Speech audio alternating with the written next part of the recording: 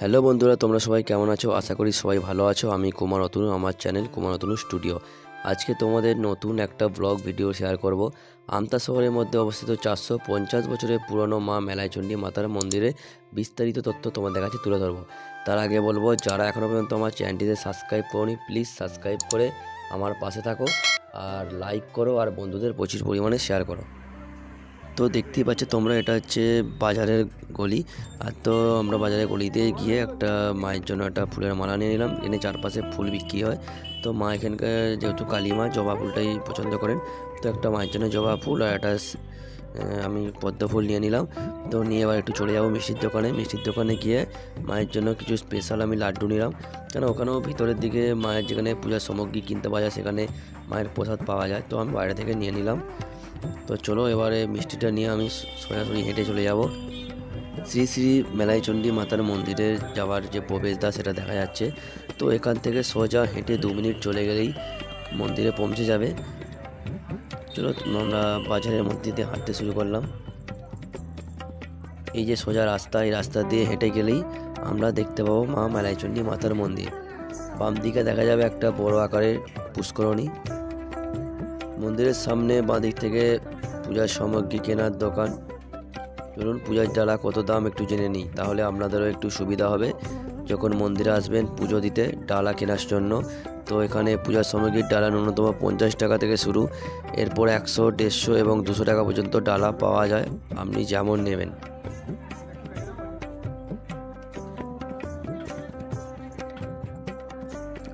তো সামনেই দেখা যাচ্ছে 450 বছরের পুরনো মা মেলাইচণ্ডী মাতার মন্দিরে সেই মূল প্রবেশদ্বার।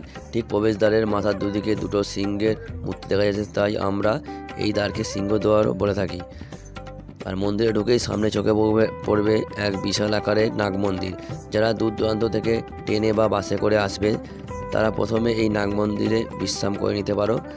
আর নাগ মন্দির পরেই মা মেলাইচণ্ডীর বিশাল এক মন্দির। তো মাকে পুজো দিলাম, পুজো দিয়ে আর একটু চারদিকটা ঘুরে দেখে নিলাম। তো এখানে মা মেলাইচণ্ডী মন্দির ছাড়াও আপনি চারপাশে দেখতে পাবেন যেমন শিবের মন্দির, রামকৃষ্ণ পরমহংসদেবের মন্দির ও রাধাকৃষ্ণের মন্দির। হাওড়া জেলার আমতা শহরের মধ্যে মন্দিরটি নির্মিত হয়েছিল 1056 খ্রিস্টাব্দে। মন্দিরটি বহু পুরনো, তা নিয়ে কোনো সন্দেহ নেই। একটা কথা বলে রাখি, বৈশাখ অথবা জ্যৈষ্ঠ মাসে বুদ্ধ পূর্ণিমার দিন মা মেলাইচণ্ডী মাতার প্রতিষ্ঠা দিবস হিসেবে চিহ্নিত করা হয় বা পালিত হয়।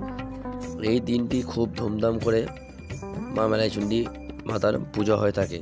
তাই কে যদি এখানে আসতে চাও, ওই দিনটিতে আসতে পারো এবং দেখবে খুব ভিড় হয়েছে বা মায়ের পুজোটা ভালোভাবে দেখতেও পাবে।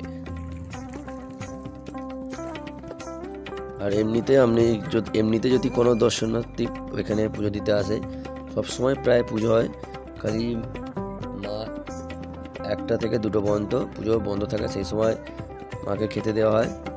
তাই সেই সময় বিশ্রাম করে মা, তারপর আবার 2টোর পর থেকে আবার যতক্ষণ দর্শনার্থীরা আসে সেখানে পুজো আবার শুরু করা হয় বা পুজো হয়।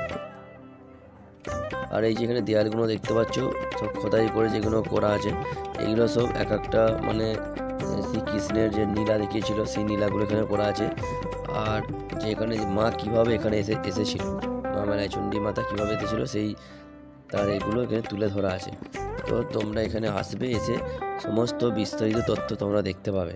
আর যারা এখানে 2 চাকা বা বাইক নিয়ে আসতে চাও, এখানে আসতে পারবেন। এখানে গাড়ি পার্কিংয়ের ব্যবস্থা আছে, তো বড় গাড়ি কেউ নিয়ে আসবেন না। তো বন্ধুরা, আর একটা কথা বলবো, যদি ভিডিওটি ভালো লেগে থাকে প্লিজ একটা লাইক করে দেবেন এবং বন্ধুদের শেয়ার করে দিন। আর সকলে ভালো থাকবেন, সুস্থ থাকবেন। ধন্যবাদ।